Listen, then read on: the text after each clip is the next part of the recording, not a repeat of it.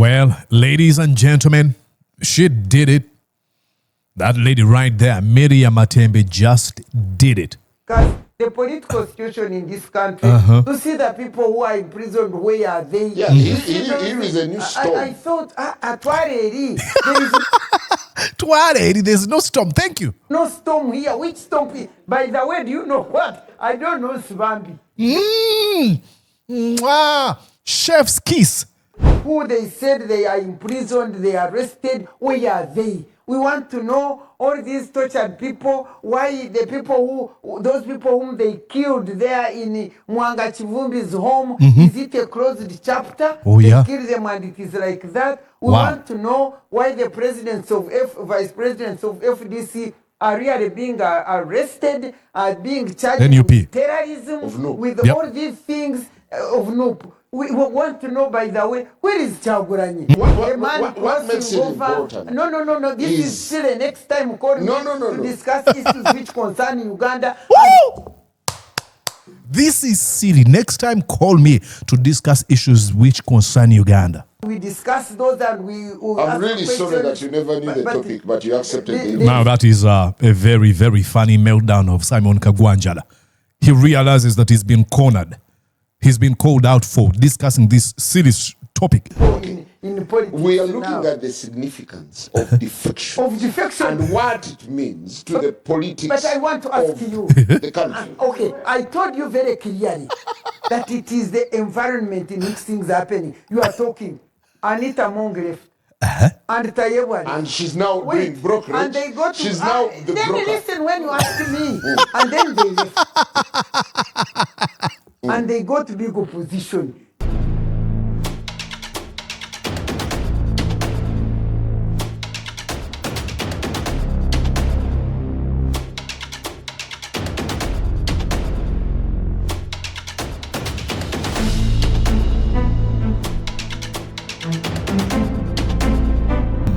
Honorable Miria, what's your take on Sibambi's defection to the NRM? Well, okay, good evening, viewers. Okay. I don't think that is the question. You just ask that question and I answer you. It must be placed within the context. I mean, since Sibambi was unveiled as the new Excuse NRM me. cadre. so what? Since elections, I mean, we've been seeing before elections, we saw all that was done to make sure you destroy political parties. After elections, you know what has been done. I have always told people here that President Museveni has never liked multi-party politics. And he used to tell us until in certain parliament when he said, after winning elections, was it 2016 when he said, now I'm going to finish to make sure I finish these parties. And that's when he took up Simanyi, Betty Among, the minister, the former minister for, is she still the minister for gender?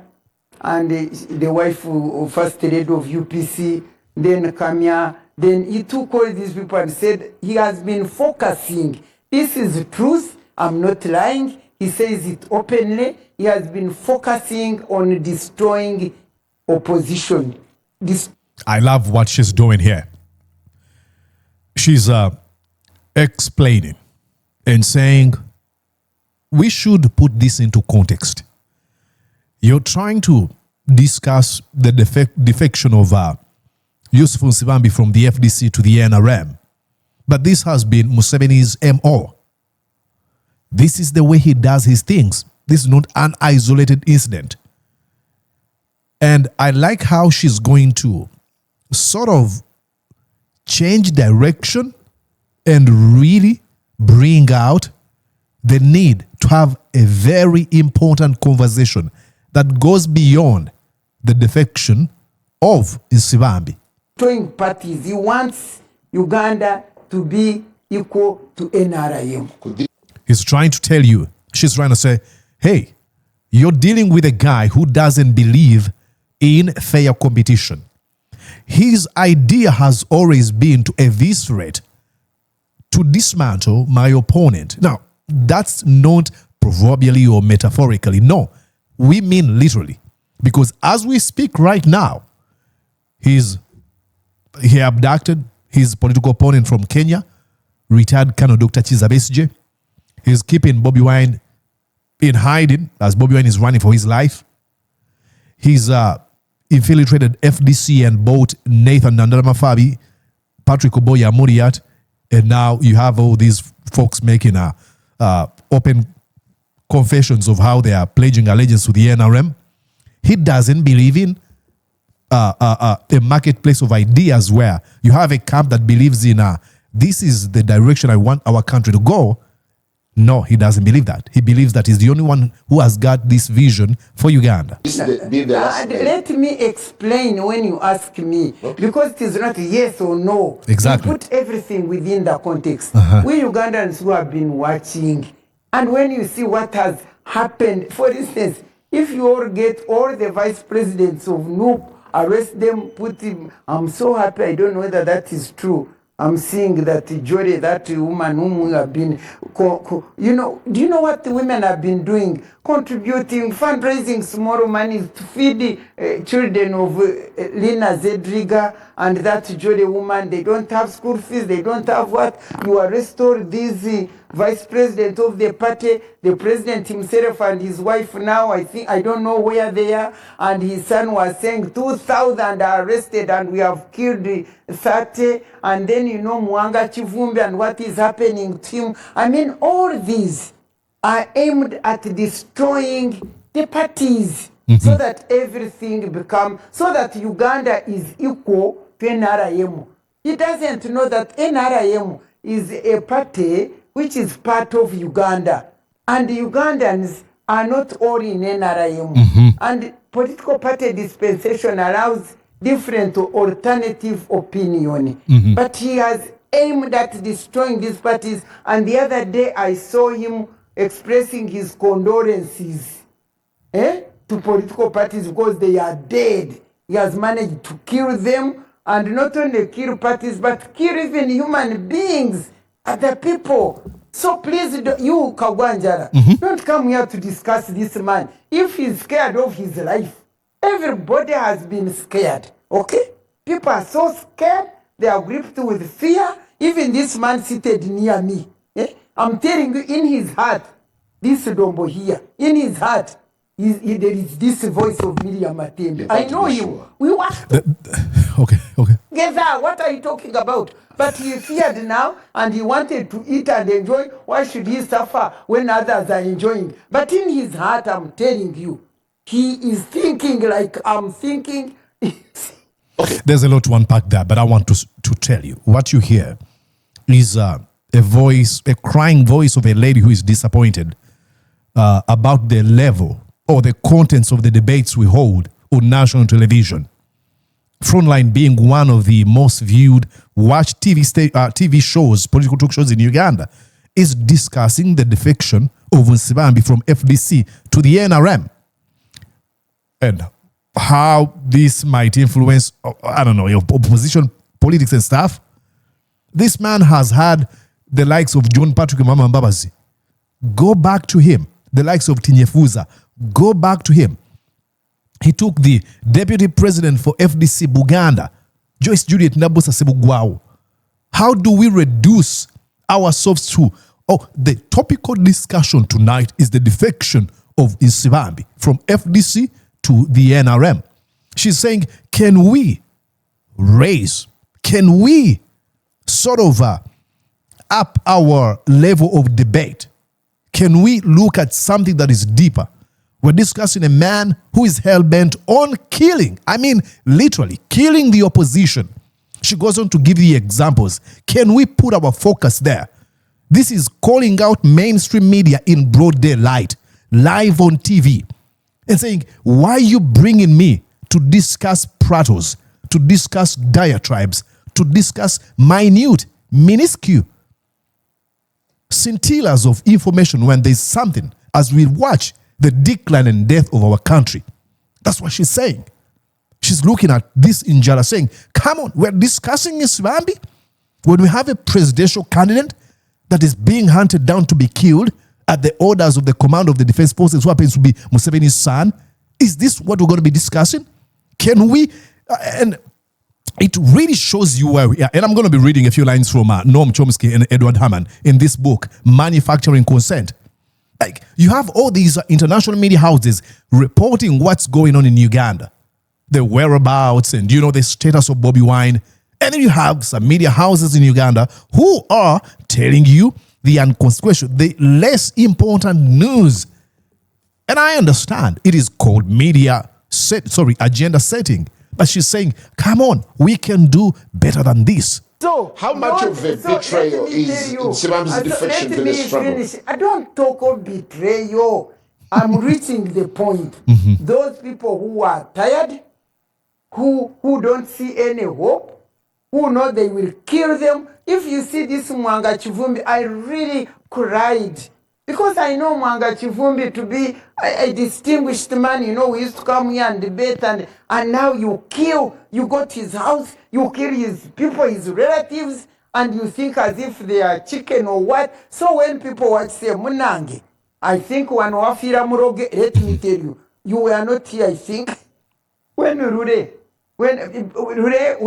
was chased away, the president, when he was arrested, and then the Baganda mobilized themselves and went.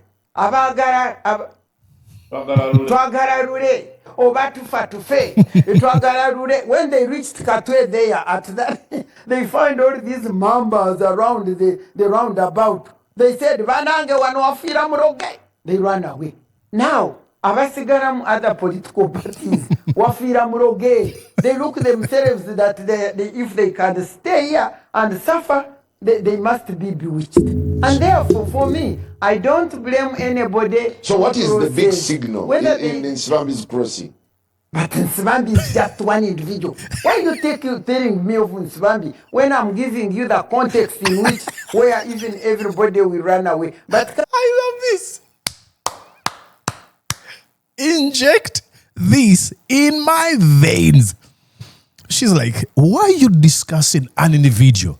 I'm contextualizing your topic to show you how Nsibambi gets to this point. Many of his fellow opposition folks have been killed, abducted, tortured, disappeared, forced into exile. Why do you keep on making? But what Nsibambi? Come on. Coming down to Nsibambi, I saw a click. I think Besige had long ago realized that Nsibambi was that type of person. What do they call them? Kanoni. Fragile, or what are they when they are not sure? Things like that. He was that type. I think he named him that man a name with Kanonya. Kanonya Chakuria. Kanonya Chakuria, maybe it is like that. He baptized him that.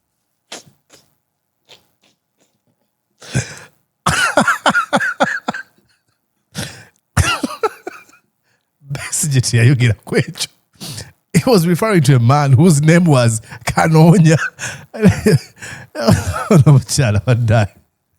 She's so dramatic. Kanonya Chakuria. He named him that man a name with Kanonya. Kanonya Chakuria. Kanonya Chakuria, maybe it is like that. He baptized him that. He prophesied that. Now he has gone. And others will go.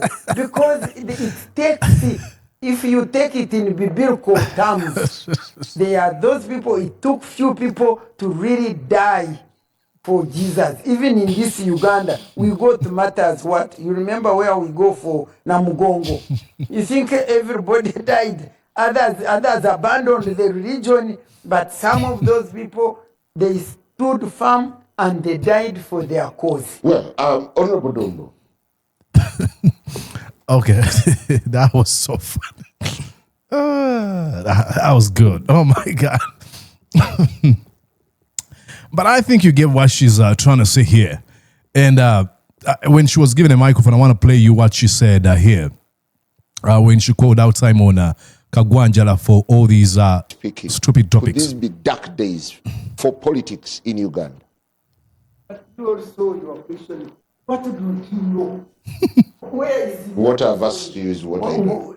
Could this be dark moments? When people are dying, when organizations are shut down, when the civil society are closed. I mean, you are a media person. Anyway, suppose you want to say things, but you want to pass through our mouths. Interesting. I think I had it in a separate video that is much where the words and they're in sync. I think I was here. I think was our deputy president. The opposition, politically speaking, could these be dark days for politics in Uganda? But you also, your question, what do you know? Where is what I've asked you is what I know. Could this be dark moments? When people are dying, when organizations are shut down, when the civil society are closed. I mean, you are a media person. Anyway, suppose you want to say things, but you want to pass through our mouths. I love this. It is so funny. Sometimes I hear folks say, man, in these years, we're going to go into dictatorship. Dude, dictatorship is already here. It's been here for so many years, for decades. It is here. Museveni is a brutal dictator. So, could this spell dark days for Uganda politics? What do you mean? They killed people. You even have friends. You're most likely to have friends who have been tortured, who have been abducted, whose rights are being trampled upon. Could this spell dark days for you? What do you mean? Now I can understand. Because you know what is going on. But you want it to come from Matembe's mouth. Everybody knows. For me, actually, I want to say I am sorry that I've been invited here to discuss people who are crossing over here and there. I thought we are going to discuss the political situation in this country, to see the people who are imprisoned, where are they? Yeah, here is a new storm. I thought, at Twareri, there's no storm. Thank you. No storm here. Which storm? By the way, do you know what? I don't know Svambi. Chef's kiss. Oh, there's a storm. Listen to the frame. And I'm going to read you a few lines here. Listen to the framing. Oh, in Svambi's defection to the NRM is a storm. What? You know that I don't know that man. I'm Miria Matembe. I don't know Svambi. So I do not see when Svambi decides because he fears to die, because they have bought him, because we know what they do. And he crosses. And now that becomes a national issue. And Ugandans are here. I'm here not to sleep tonight because I'm discussing a person I don't know. You should bring us here to discuss real issues. To discuss the issues of when all those people who they said they are imprisoned, they are arrested, where are they? We want to know all these tortured people, why the people those people whom they killed there in Mwanga Chivumbi's home, is it a closed chapter? Oh, yeah. They kill them and it is like that. We want to know why the vice presidents of FDC are really being arrested, are being charged with terrorism, with all these things of NUP. We want to know, by the way, where is Chaguranyi? I have seen now that we went to look for the lady to visit her. You know, I always go mobilize women to go and sympathize. At least we were able to go and visit Mwanga Chivumbi's wife, and we visited there, and she broke down and she cried, and at least we gave her comfort. But when this Bambi, Winnie, Babi, when Babi left Mengo Hospital, is it in Zambia where? We went to look for her. We said she has gone because she's unsafe. They may kill her. Now here we are Ugandans here in this country. We don't know where the leader of the biggest opposition in this country is. We don't know where she is. We don't know where his wife is. We don't know where their children are. And you are there celebrating and enjoying, and you call us here to discuss it. What makes it important? No. This is still the next time call me to discuss issues which concern Uganda. This is silly. Next time, call me to discuss issues which concern Uganda. We discuss those and I'm really sorry that you never knew the topic, but you accepted it. Now, that is a very, very funny meltdown of Simon Kaggwa Njala. He realizes that he's been cornered. He's been called out for discussing this silly topic. And look, I'm not attacking Simon Kaggwa Njala, but hey, he's a show host. He might have sat with his producer and be like, okay, I think this one will draw traffic to your show. But it is silly. So if she says this, she's calling out the producer of the show, the host, and the media house as a whole. Tsibambi, why Tsibambi? Who is Tsibambi? I've never known him. I'm sorry. I'm not admitting him. But I don't know many of these people in politics. We are looking at the significance of defection. Of defection. And what it means to the politics. But I want to ask you. The country. Okay, I told you very clearly that it is the environment in which things are happening. You are talking. Anita Mongref. And Tayewali. And she's now doing brokerage. And they go to... She's now the then broker. Listen when you ask me. And then they left. And they got big opposition. Did FDC die? It remained. And then some down the road, they separated whatever. Because all this is being done because President Museveni doesn't want political parties. I think she's trying to say, can we discuss this man who has no tolerance for democratic values? That's what she's trying to say. There are bigger topics. Isn't it funny that we've not seen any media house in Uganda that has tried to do some sort of investigation to know where is Bobi Wine? To ask a question, tell the world. Really? Like, there's a point, and this is the most dangerous point any country's politics can get to. A point where people treat the abnormalities as normalities. Where the abduction of deputy president of the largest opposition political party is treated as usual news, where they go on and kill people at a home of a deputy president for a political party. The president says, oh, those we killed were terrorists. And the deputy president of the political party, whose home they killed people, is accused of terrorism. And there's no deeper analysis on this. Like, this is okay. That's what she was trying to say. We look at Museveni. Let's try to understand the mind of Museveni, who doesn't believe in fair competition, who brags in his lawlessness and impunity, whose son gloats in the killing of innocent people.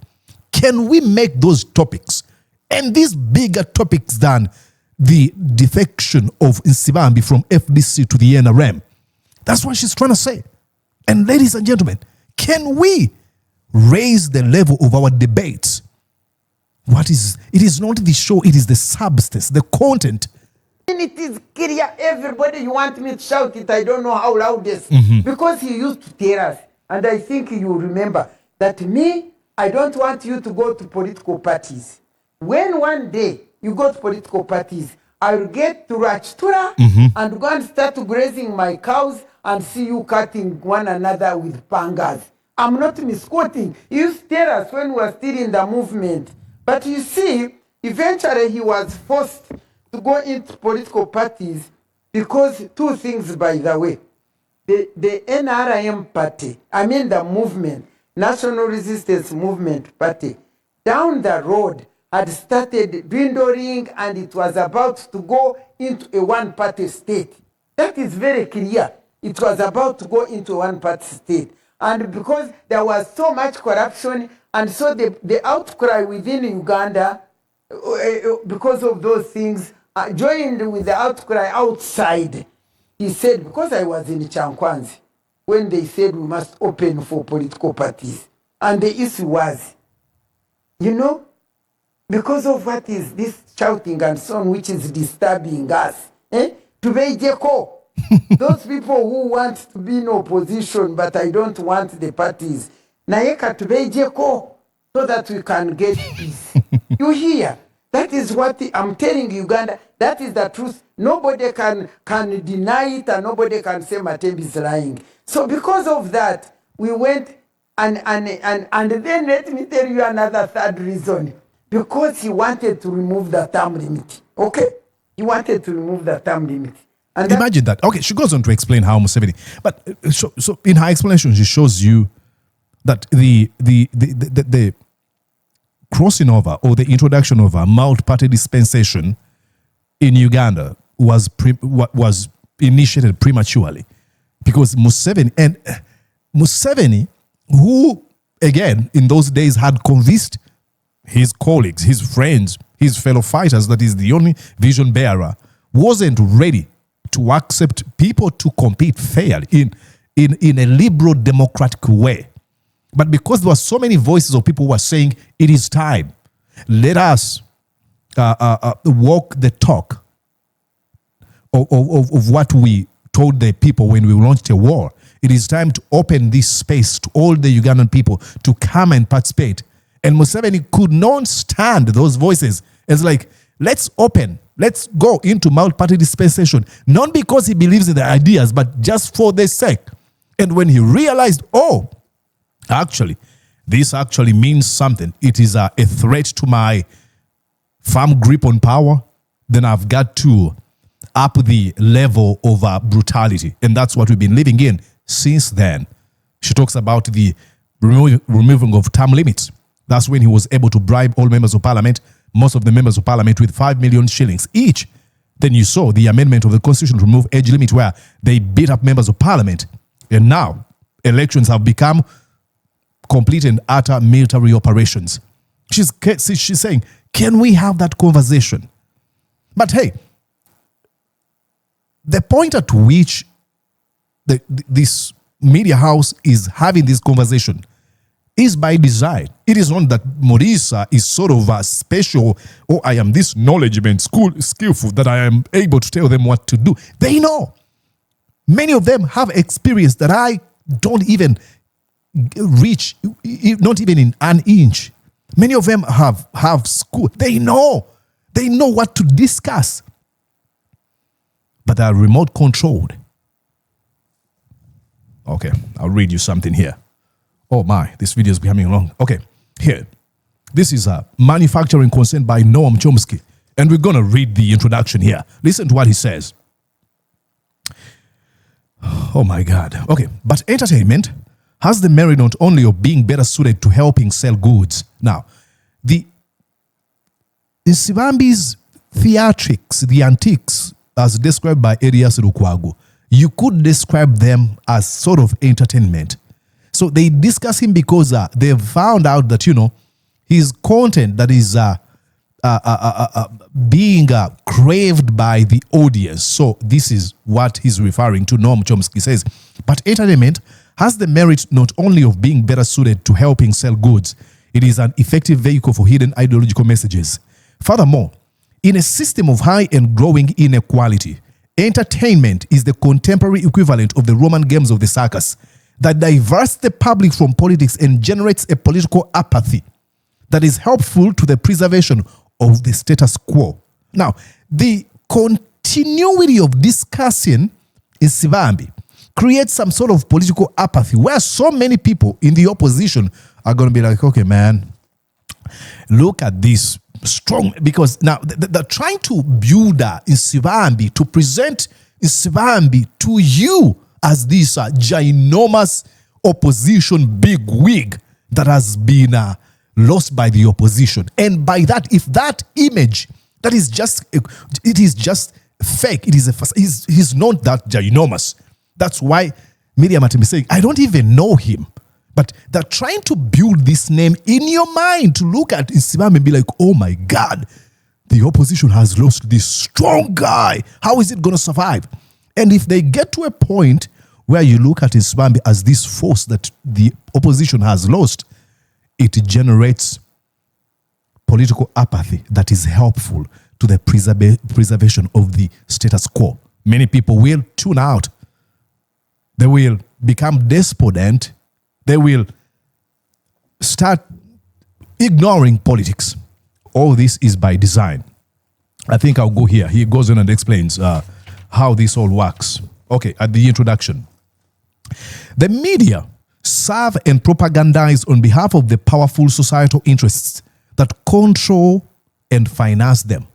So whoever is behind this talk show is pretty much the one choosing the topics. Listen, the representatives of these interests have important agendas and principles they want to advance. And they are well positioned to shape and constrain media policy. How do they do this? Listen, this is normally not accomplished by crude intervention, but by the selection of right-thinking personnel and by the editors and working journalists' internalization of priorities. See, how are they internalizing the priorities of the topics they're going to have to discuss? And definitions of newsworthiness that conform to the institution's policy. So they decide what makes news. No, the raiding of Bob Baby's home. I mean, in a country that had a functioning fourth estate, probably they would have countdowns on their screens, counting now how many days are we counting ever since the home was raided. You would have a countdown where they will have special segment. Bobby Wine's home continues to be under siege. I mean, oh, now there's no update. Okay, we're trying to track. We're trying to find out where Bobby Wine is. It will be front page news. But no. Sivambi has defected to the NRM. That's, oh, how is this going to, does this spell dark days for the opposition? No. Nothing. Nobody cares. Nobody gives a damn. Zero. But they want to convince you that this is so big, you should care. And Miria Matembe says, I'm not having it. This is silly. Njala, this is silly. That's what she said. Okay, let me know what you think. You can go on and purchase. This is one of the best books ever. I was really, really disappointed when I saw the Epstein files with our man. He's had tremendous influence over my mind. But seeing him in the Epstein files really broke my heart. But you can go on and find here is truth. Edwin Hammond and Noam Chomsky, Manufacturing Consent, amazing book. And you can, I can. How the World Works. There's a lot of books from Noam Chomsky you can read that will open your eyes to a lot of things. All right. Let me know what you think. Down in the comment section, I would truly appreciate, okay? Write in the comment section. Like this video and share it with people out there, especially if you are a journalism student from Makerere University, Kampala International University, Nkumba, where else? St. Lawrence University or Victoria or anywhere, International University of East Africa and across Africa. Please share this with your folks and let me know. And hey, if you're a professor, lecturer, teacher of journalism, give us more ideas down in the comment section. We will truly, truly appreciate. All right, my name is Mordecai Modisa, and I'll be back here soon. Please keep around. See you. Bye-bye for now.